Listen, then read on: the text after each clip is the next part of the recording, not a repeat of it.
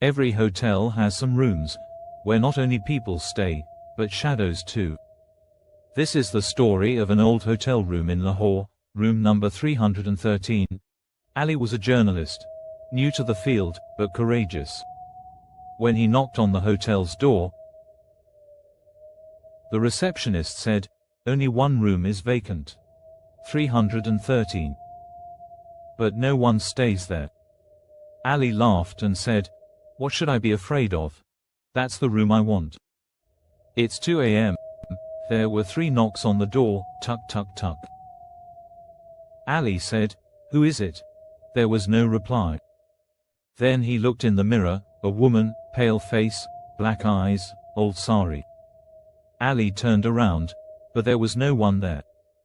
Then he saw written on the mirror, in blood, "Don't look, or you'll disappear too." Morning, Ali's luggage was at the reception. But Ali himself was missing. Since then, room 313 has been locked. Whoever went in never came back. Truths.